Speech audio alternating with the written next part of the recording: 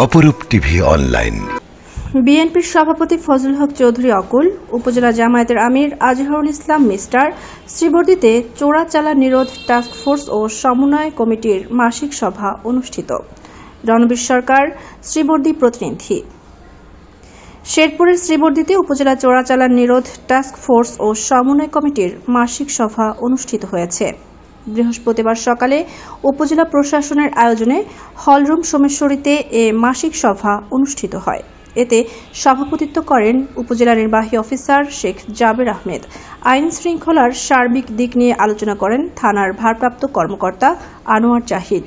অন্যান্যের মাঝে বক্তব্য রাখেন জেলা জামায়াতের জেনারেল সেক্রেটারি নুরুজ্জামান বাদল, উপজেলা বিএনপির সভাপতি আব্দুর রহিম দুলাল, সাধারণ সম্পাদক আব্দুল্লাহ আল মামুন দুলাল, পৌর প্রেস ক্লাব শ্রীবর্দীর সভাপতি এজেএম আহসানুজ্জামান ফিরোজ। এ সময় বিভিন্ন ইউনিয়নের চেয়ারম্যান, বিভিন্ন দপ্তরের কর্মকর্তা, বিভিন্ন শিক্ষা প্রতিষ্ঠানের প্রধান ও গণমাধ্যম কর্মী উপস্থিত ছিলেন।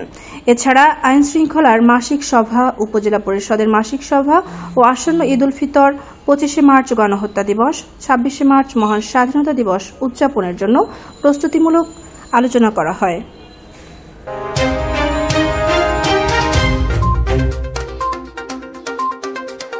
অপরূপ টিভি অনলাইন।